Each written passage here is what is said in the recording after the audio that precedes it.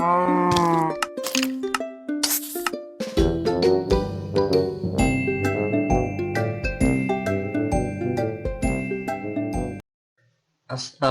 warahmatullahi wabarakatuh. Bertemu dengan Pak Guru lagi. Kali ini Pak Guru akan mengajarkan mengenai teks laporan hasil percobaan. Tentunya kalian selama ini ya, dari mungkin SD, sekarang sudah SMP, pernah melakukan apa yang namanya percobaan. Mungkin yang pernah dilakukan ada percobaan membuat warna pelangi itu ya, kalau di SD itu pernah, Pak Guru juga pernah. Terus laporan percobaan tentang pembelahan kata, kalau pernah kalian iseng, ataupun ikan, kalau kalian pas sedang mengolah ikan, itu kan kalian akan tahu bagian-bagian ikan dari sirip sampai dalam-dalamnya itu ada yang ada perut ikan itu kan apa saja. Nah, teks laporan hasil percobaan berarti yang diutamakan adalah teksnya. Teks di sini adalah hasilnya, tulisannya ya. Kita mulai saja. Laporan percobaan ya. Yang akan kita bahas yang pertama yaitu mengidentifikasi informasi dari laporan percobaan. Kemudian nanti akan lanjut ke menyimpulkan informasi laporan percobaan. Selanjutnya kita akan membahas strukturnya bagaimana, kaidah kebahasaannya bagaimana ya. Dilanjutkan dengan praktek ya, menyajikan laporan percobaan. Selanjutnya kita bahas yang pertama, mengidentifikasi laporan ya, maksudnya mengidentifikasi informasi dari laporan percobaan. Kita harus tahu pengertian laporan itu apa ya. Terus ciri-cirinya bagaimana ya.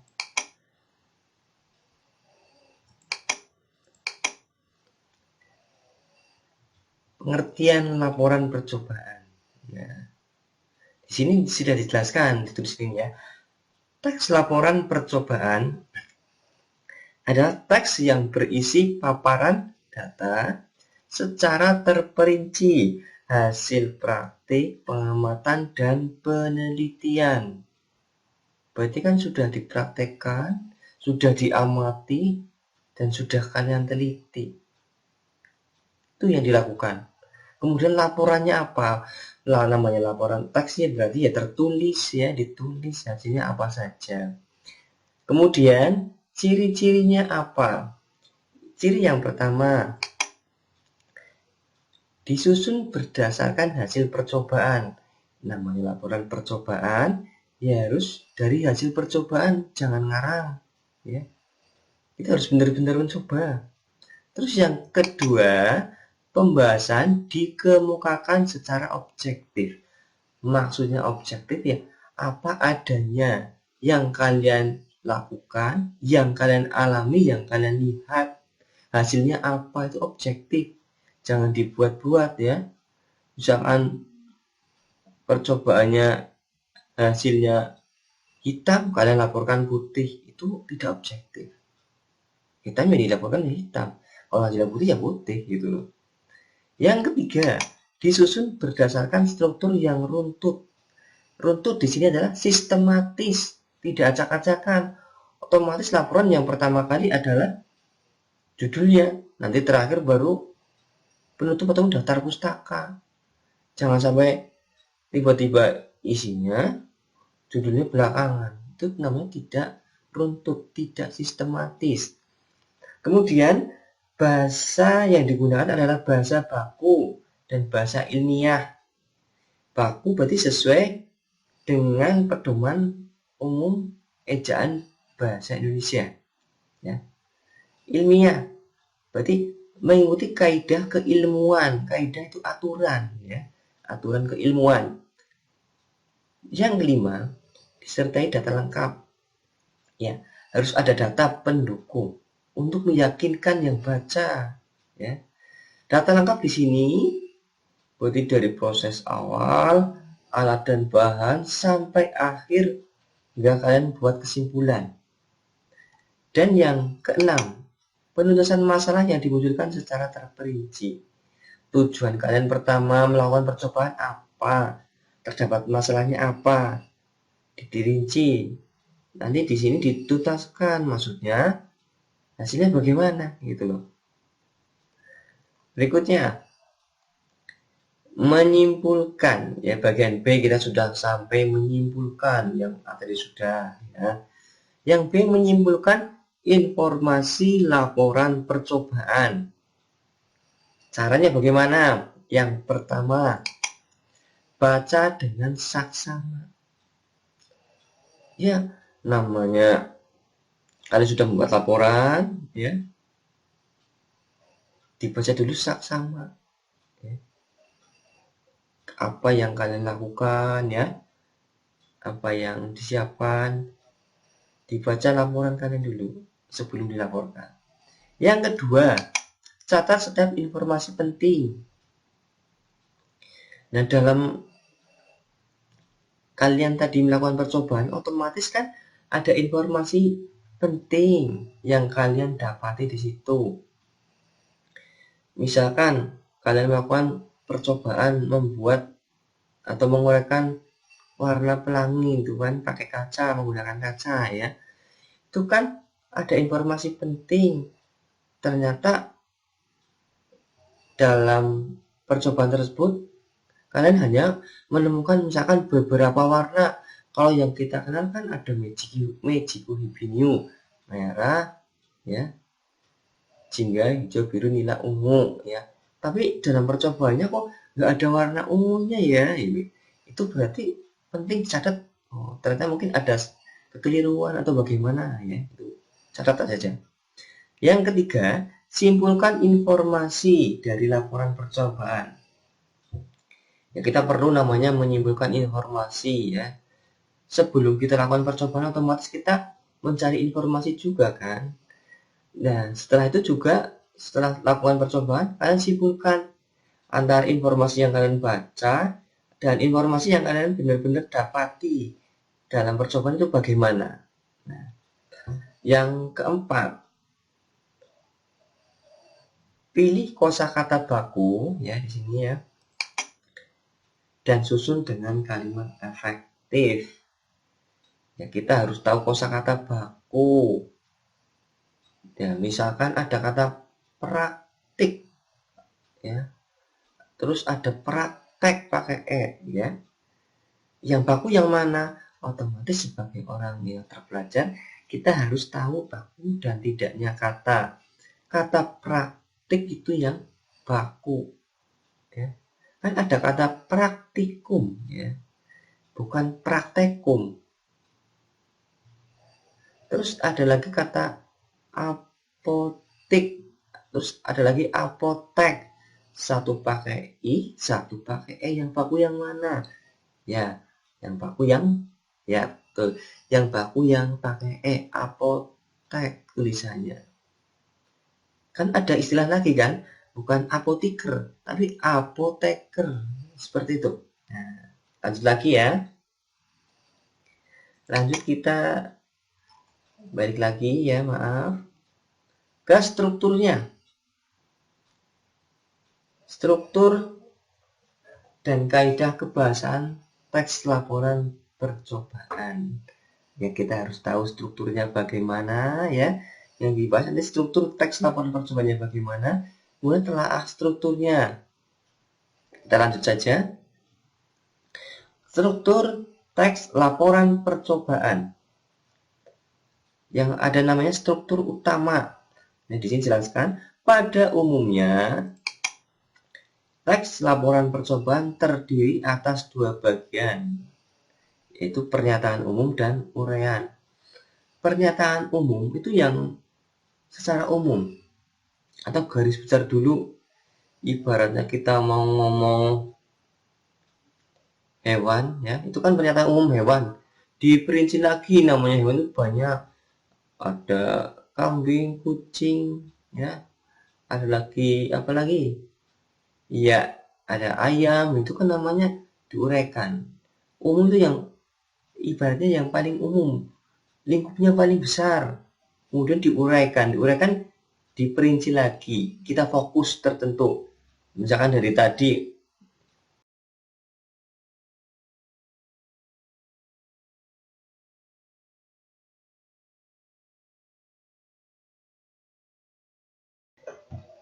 kita membahas misalkan hewan ya.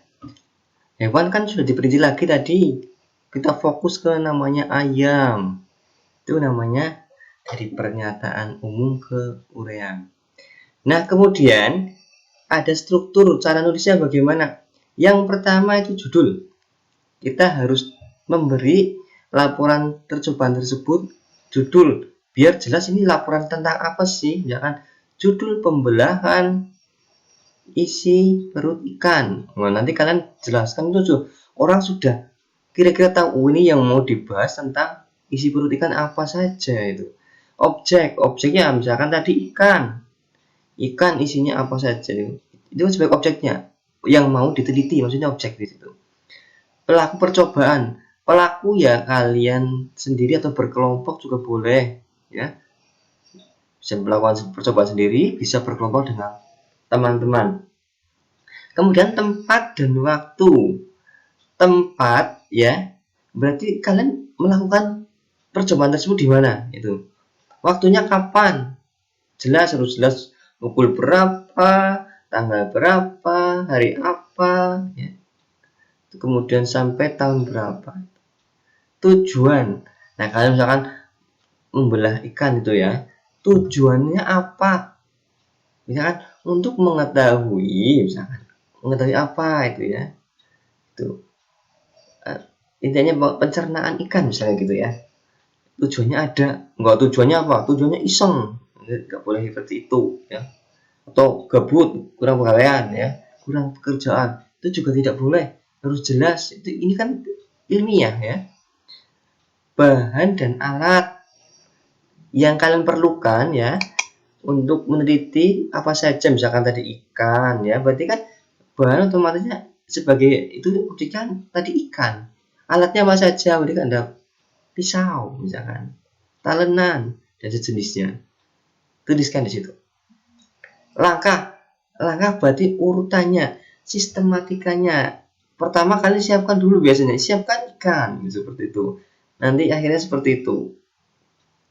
Sampai langkah terakhir. Terakhirnya ngapain? Kalian jelaskan di situ. Hasil laporan kemudian. Jangan lupa, itu yang paling penting hasil laporannya. Kalian mau melaporkan atau otomatis melaporkan hasil. Hasilnya itu apa? Kemudian simpulan dari awal hingga akhir, kesimpulannya apa, poin pentingnya apa itu ya. Kemudian daftar pustaka di sini adalah sebagai ibaratnya menjamin validitas penelitian kalian. Mungkin ada orang yang lain yang pernah meneliti, jadi sebagai bahan acuannya apa. Kalian mungkin pernah membaca, bisa membaca buku, bisa di internet ya, browsing itu di Google ataupun di majalah. Yang penting itu nyata daftar pustaka, intinya yang kalian jadikan referensi gitu ya. Terus tadi apa strukturnya. Nah, ciri kebahasaan teks laporan percobaan. Yang pertama, menggunakan kalimat aktif. Kalimat aktif ya gampangannya begini ya. Kalimat aktif itu biasanya menggunakan awalan me ya, awalan me. Iya benar. Contoh kalimat aktifnya gini. Sebelum melakukan percobaan, maka perlu menyiapkan alat dan bahan. Kata menyiapkan berarti kan sudah termasuk kalimat aktif gitu ya. Terus jadi berikutnya biasanya disertai foto, diagram atau tabel. Ya kalau benar-benar melakukan percobaan sebagai bukti valid ya, kalian harus memfoto. Kan oh iya benar kamu yang melakukan percobaan. Objeknya itu, zatnya ini, kan ada fotonya. Biar juga ya sebagai lampiran itu nanti ya. Kemudian menggunakan kata benda ya banyak lah. sudah yang dulu-dulu kita pelajari kan sudah. Ataupun ya ada ikan, kucing, tembok lah, yang benda jenisnya banyak lah. Kemudian menggunakan kata serapan atau istilah khusus. Misalkan ya ada kata zoologi. Ingat ya, kalau di bahasa Inggris itu ada kata zoo. Zoo kan hewan, ini berhubungan dengan hewan. Terus ada kata yang lagi tren, virus, nah gitu ya. Itu juga termasuk bagian dari kata khusus atau serapan itu. Ada lagi bakteri, ya bakteri itu juga serapan ya. Terus anatomi. Kalau anatomi ini sama dengan bagian ya, atau bagian-bagian. Ada lagi gen atau genetika, itu juga termasuk kata serapan dan istilah khusus ya. Lanjut kita ke menggunakan kata kerja aktif. Kata kerja aktif banyak. Contoh mendengar, memukul, mengambil. Aktif juga ada, itu termasuk yang aktif transitif. Ada lagi aktif intransitif, itu yang bagaimana? Kalau intransitif ya biasakan ada kata berjalan, terus apa lagi ya? Terbujuk, bersikap, itu contoh dari keaktif intransitif. Lanjut lagi, adanya urutan kegiatan. Nah, tadi saya singgung lagi, urutan pada apa? Sama artinya itu sistematika. Kita lakukan percobaan, otomatis kan ada urutannya. Siapkan dulu sampai dilakukan percobaan. Tidak lalu cukup misalkan ada ikan, kalian potong tanpa siap-siap ya. Apa yang dilakukan ini bingung itu mau ngapain ya. Kemudian memperkenalkan aspek umum ya. Ya perlu diperkenalkan aspek umum seperti tadi ya. Ikan, ya kan? Ikan apa di sini dirinci lagi. Umumnya kan ikan, misalnya umumnya ikan. Dalam percobaan ini ya kan, kita akan menggunakan ikan ya. Ikan apa jenisnya? Ikan lele misalkan. Jangan ikan ayam ya, nggak boleh ya. Bukan ikan ya.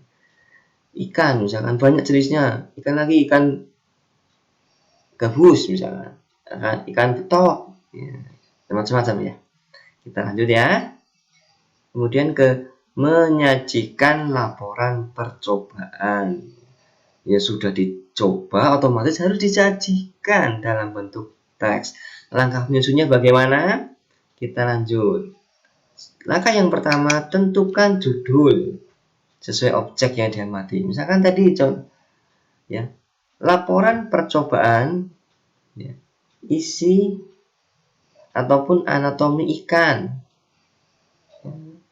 ya, yang jelas namanya judul itu mencerminkan isinya nanti tentang apa gitu.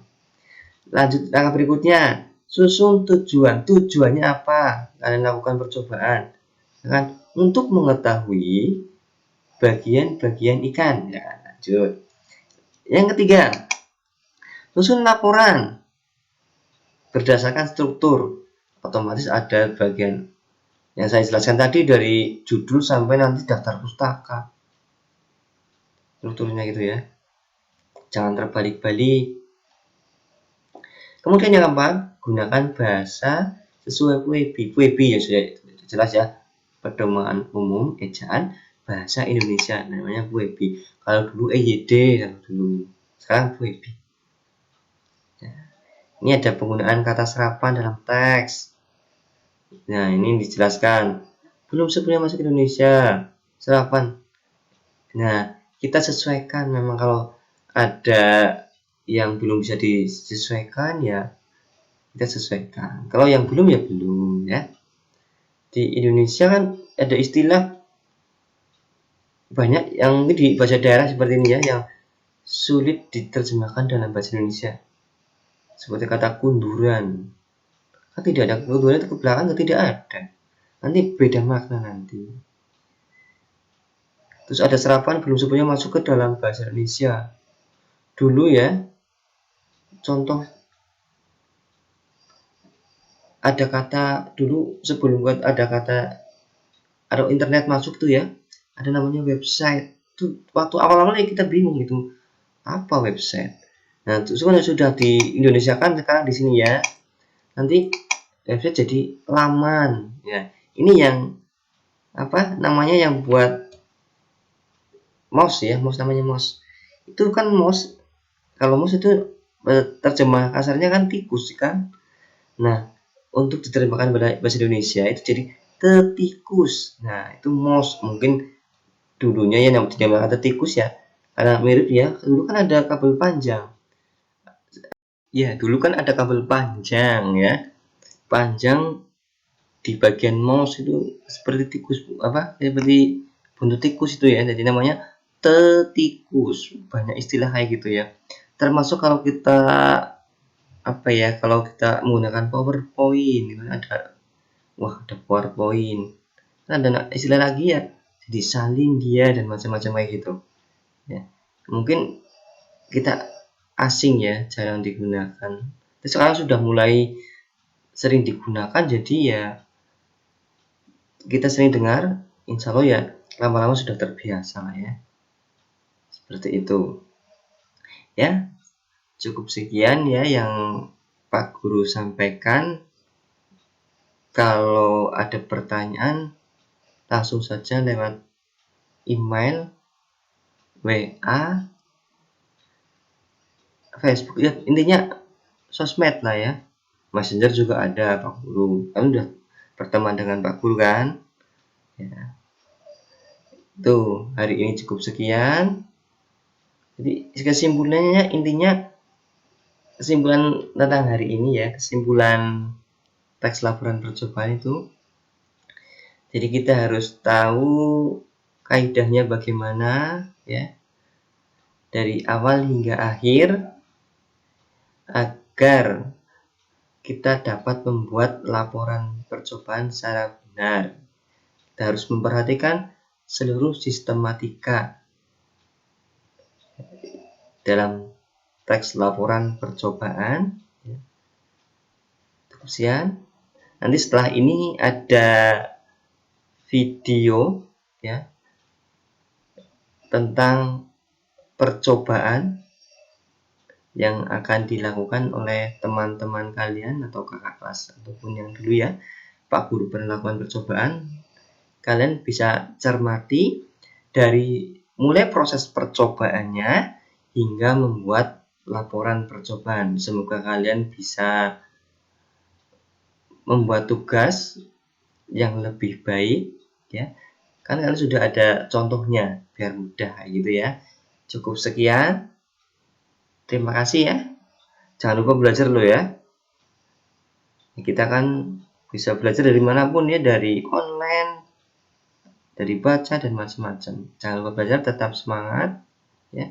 Jangan lupa berdoa, selalu diberi kesehatan, keselamatan, dan kecerdasan. Jangan lupa bahagiaan juga ya, jangan lupa ya. Cukup sekian. Assalamualaikum warahmatullahi wabarakatuh.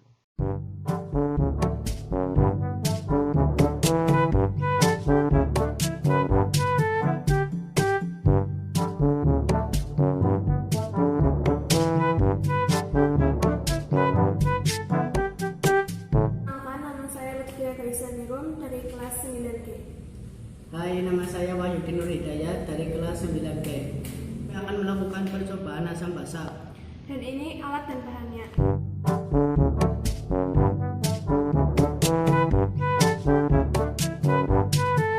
Mulai percobaan ini, tapi sebelum itu kami akan menjelaskan bagaimana cara melakukan percobaan ini. Ini adalah indikatornya berupa air kunyit dan kami akan menuangkannya ke setiap bahan-bahan yang ada di sini. Dan kami akan melihat proses perubahan warnanya. Jika berwarna kuning cerah, maka bahan tersebut bersifat asam. Sedangkan jika berubah warna menjadi jingga, maka bahan tersebut bersifat basa. Dan kami akan melakukan percobaannya.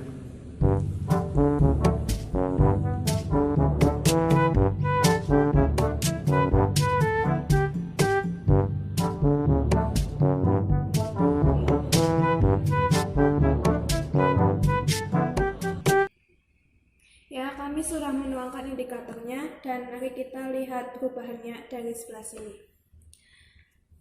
Baking powder ini berubah warna menjadi kuning cerah, berarti tandanya ini bersifat asam. Dan ini tadi adalah air jeruk. Tapi karena wadahnya ini biru, jadi tidak terlihat warnanya apa. Mari kita lihat di telapak tangan. Disuntik ya. Warnanya kuning cerah, berarti ini bersifat asam. Mari kita lihat cairan asam ini. Warnanya kuning cerah, berarti bahan asam ini bersifat asam. Cairan sabun, mari kita lihat warnanya. Ini berwarna jingga, berarti cairan sabun ini bersifat basa. Terima kasih. Wassalamualaikum warahmatullahi wabarakatuh.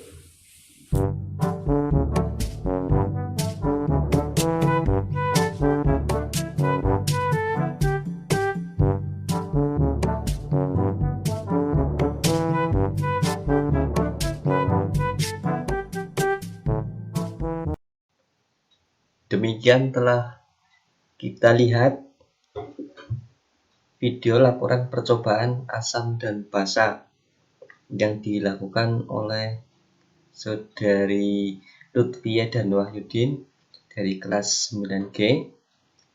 Nah, sekarang kita belajar mengenai tata cara penulisan laporan percobaan. Yang pertama, ada judul di atas sendiri nih ya. Judul di atas, laporan percobaan asam dan basa. Sesuai yang dilakukan percobaannya. Kemudian identitas nama kelompok di sini. Kalau memang itu dilakukan berkelompok, kalau sendiri. Kemudian ada identitas kelasnya, kemudian nama SMP-nya. Bagian yang pertama itu mengenai tujuan. Ya, tujuan dari percobaan tersebut adalah untuk mengetahui perbedaan asam dan basa. Kemudian ada identifikasi larutan asam dan basa menggunakan indikator. Ya. Terus yang kedua ada kajian teori. Ya. Kajian teori diperlukan ya untuk ibaratnya untuk menjaga validitas. Kalau karya yang kita lakukan, mungkin ada orang lain yang pernah melakukan percobaan tersebut. Ada kajian teori ya, beri pendapat ataupun pengertian ya, seperti itu. Yang ketiga adalah alat dan bahan yang digunakan. Alatnya apa saja? Di sini ada tatakan ya. Bahan juga jangan lupa seperti kunyit, ada sabun, air jeruk, asam jawa, ada juga baking powder. Intinya sesuai yang dilakukan percobaannya ya. Kemudian yang keempat adalah prosedur atau cara kerjanya bagaimana. Kalau kita lihat video tadi kan ada menyiapkan alat dan bahan, kemudian membuat air kunyit sebagai air indikator, kemudian meletakkan masing-masing bahan di atas tatakan hingga selesai, yang terakhir menunggu berubah warna tidak ya. Dan yang kelima adalah hasil dari percobaan tersebut. Nah, kita jelaskan tadi kan sudah dilihat di videonya. Kalau sabun itu ada perubahan warna tidak, ternyata perubahan warnanya menjadi jingga. Sudah jelaskan bahwa kalau jingga tadi kan menjadi termasuk sifatnya asam. Jingga itu basa ya. Kalau yang air jeruk, baking powder sama asam jawa, nah itu baru asam ya. Sabun asam ya. Ringannya saja kalau kita berkeringat itu kan sebuah asam. Untuk menghilangkan asam pakai yang bersifat basa, salah satunya sabun. Makanya kalau kita mandi ya, tubuh kita yang tadinya asam ya jadi basah, jadi bersih lagi itu. Terus yang berikutnya adalah pembahasan. Pembahasan itu yang seperti tadi di sini jelaskan yang memiliki asam apa saja ya. Jelaskan satu, yang basah itu apa saja itu ya. Terus yang ketujuh itu bagian kesimpulan. Kesimpulan berarti inti dari tadi, dari awal sampai akhir itu bagaimana, isinya kayak gitu. Ini udah jelaskan di sini. 1, 2 ya. Ada yang rasanya asam, ada yang rasanya pahit ya. Terus yang terakhir jangan lupa daftar pustaka. Jika kalian itu mengutip ya, intinya apa ya, mengambil pendapat orang lain. Seperti itu. Demikian, ini adalah contoh paling sederhana membuat laporan percobaan. Terima kasih.